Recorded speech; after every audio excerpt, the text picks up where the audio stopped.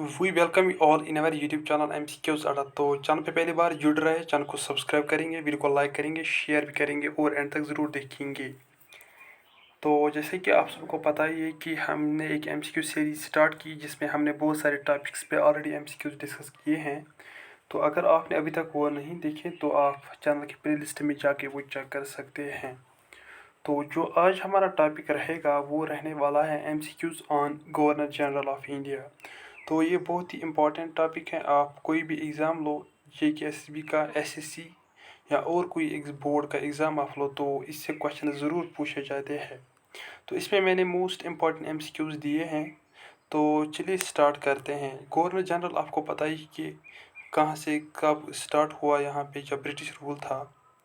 तो आपने पढ़ा होगा government of India act 1858, charter act पढ़ा होगा, तो उसमें इनका जिक्र बहुत दिया है। तो MCQs डिस्कस करते हैं इन पे, लेकिन थोड़ी सी इन्फॉर्मेशन मैं पहले बताऊंगा आपको। जो वॉरेन हेस्टिंग्स हैं, that is known as the first governor general. तो इसका जो टेन्योर है वो रहा है 1773 टू 1785। तो जिनका मैं इम्पॉर्टेंट बोलूँगा वो आप याद रखेंगे। यहाँ पे वॉरेन हेस्टिंग का टेन्योर, लॉर्ड विजली का टेन्योर आप याद रखेंगे। नेक्स्ट आप याद रखेंगे लॉर्ड कॉर्नवालिस का भी। और नेक्स्ट रखेंगे आप याद लॉर्ड विलियम बेंटिक का।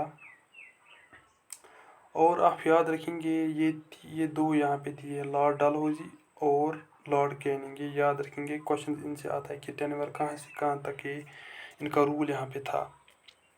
तो चलिए बढ़ते हैं क्वेश्चंस की ओर। तो क्वेश्चन नंबर 1 आपकी स्क्रीन पे ये है। क्वेश्चन दिया है, who was the first governor general of India. तो आपको बताना है कि इनमें से कौन ऐसा है जो गवर्नर जनरल रहा है, इंडिया का पहला गवर्नर जनरल इनमें से कौन है। ऑप्शन पढ़ता हूँ मैं आपको।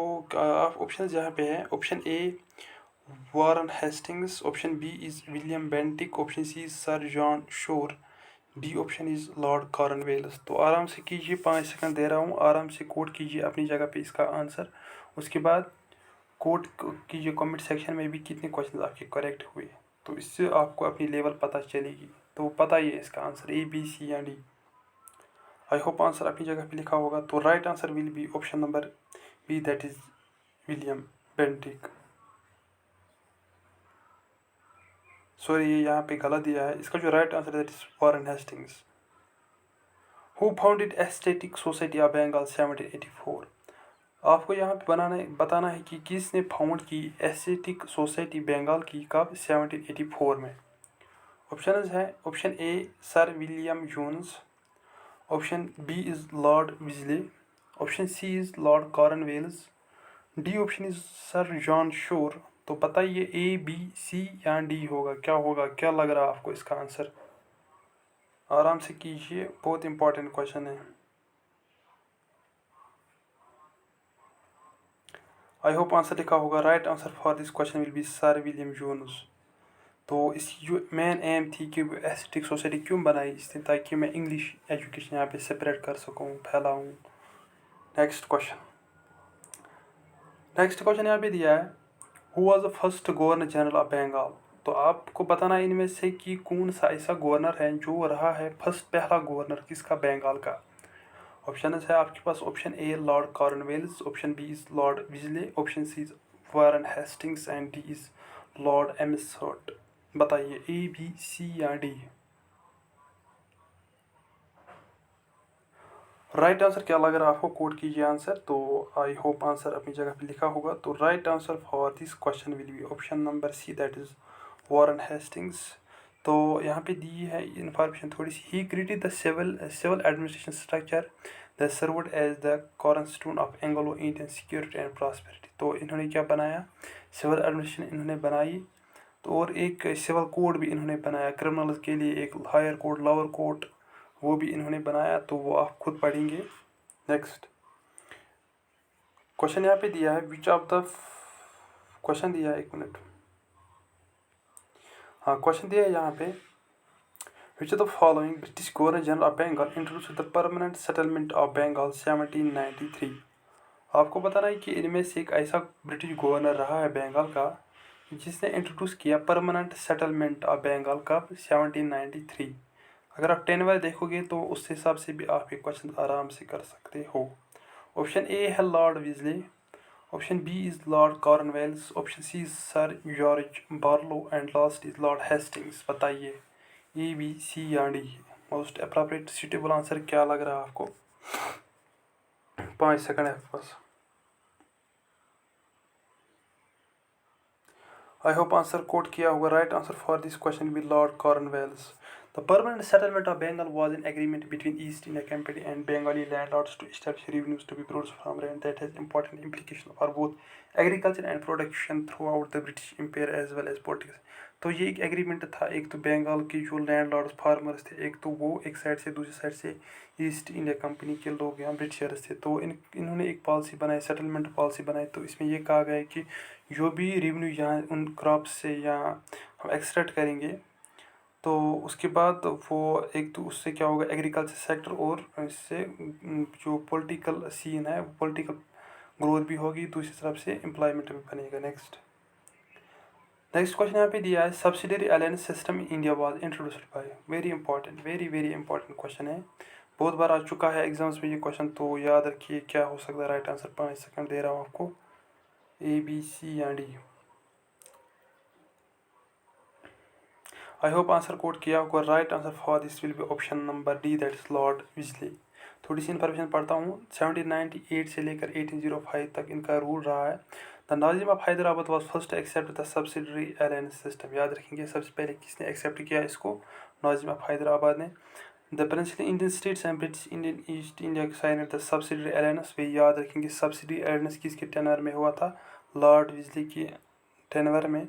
विच required the Indian kingdoms to hand over control to British. तो एक्चुअली वो ये था कि वो यहाँ पे जो ब्रिटिशर्स थे वो ज़्यादा से ज़्यादा पढ़े कल्चर के बारे में, इसलिए इसको इंट्रोड्यूस किया गया। नेक्स्ट क्वेश्चन यहाँ पे दिया treaty of Amritsar 1809 was signed between.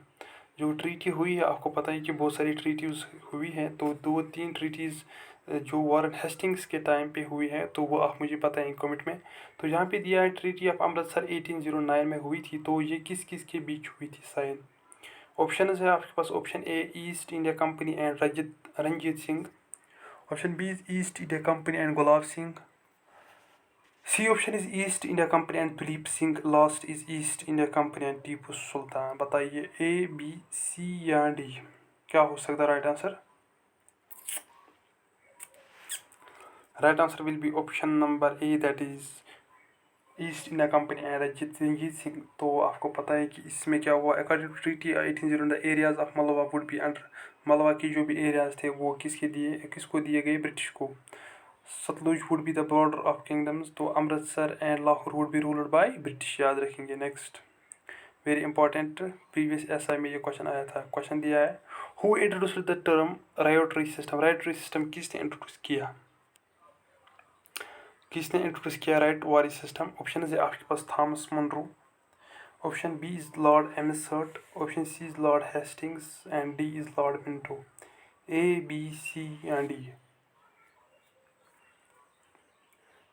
Code कीजिए राइट आंसर। तो बताता हूँ, इसका राइट आंसर है option number A, that is Thomas Munro.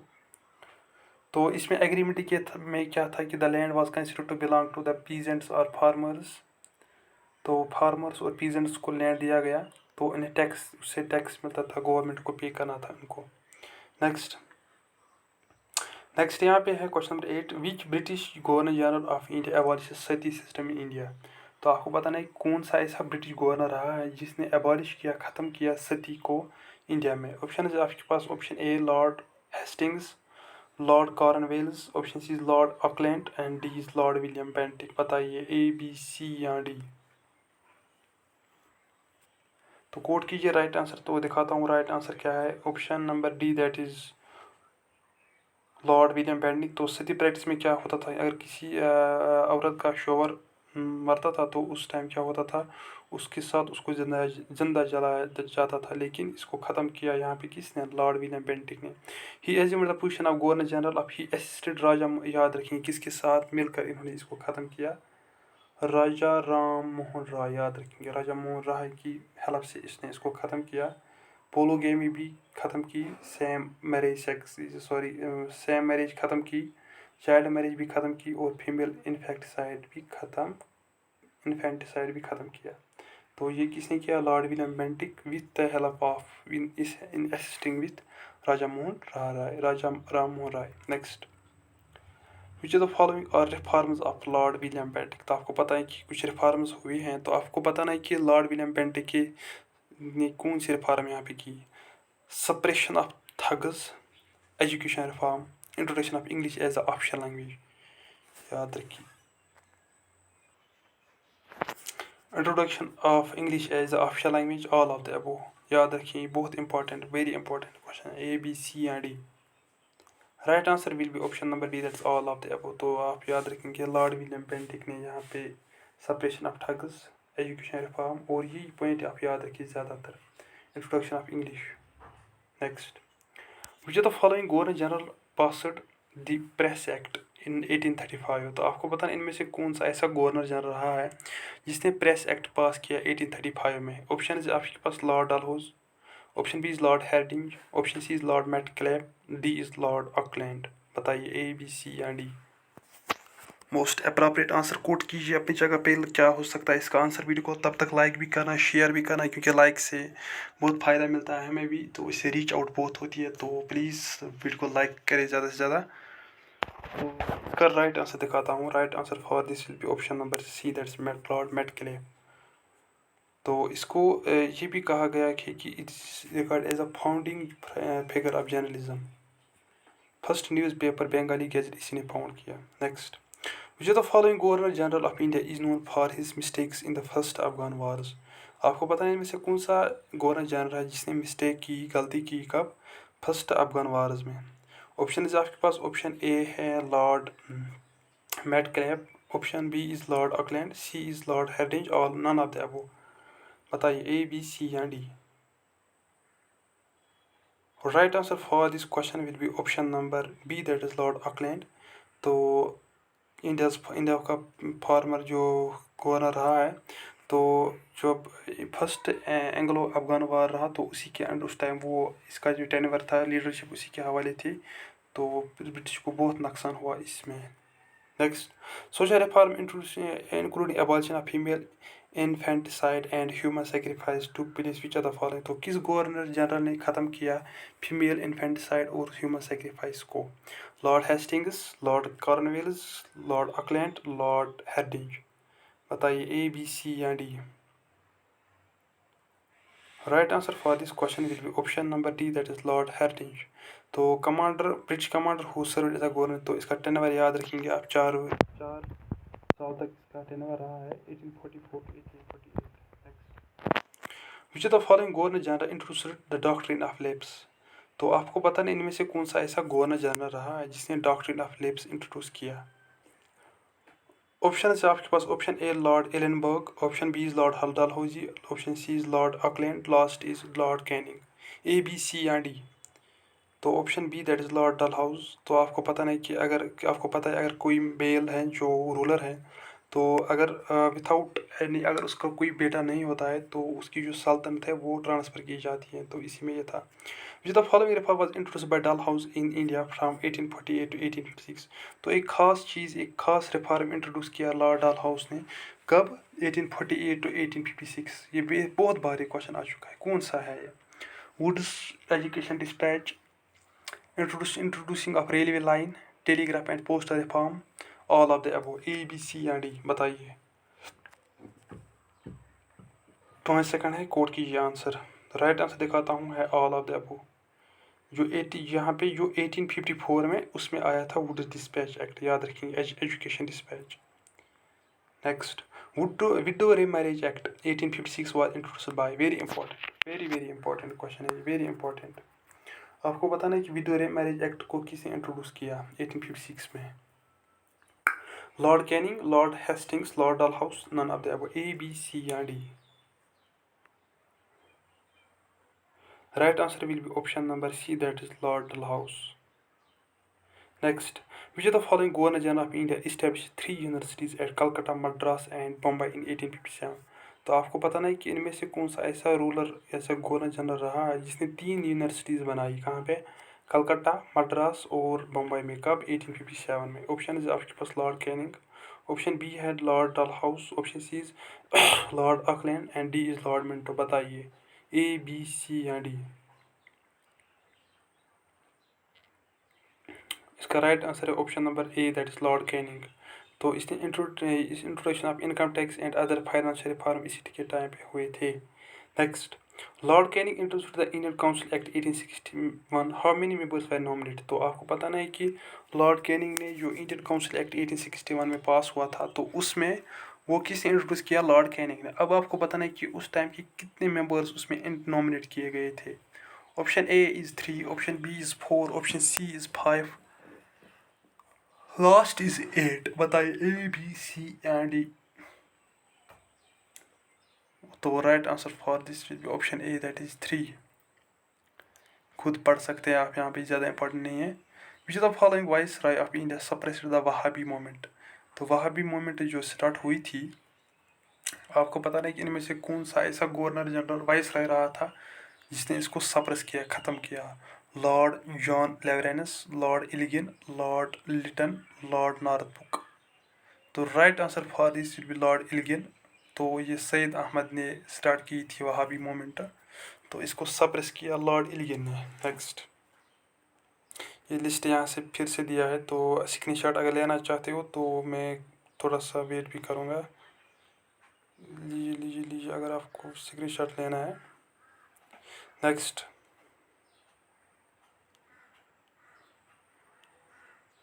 Next question यहाँ पे दिया है, who was the governor general during सिपाही मिटिनिटी ऑफ 1857।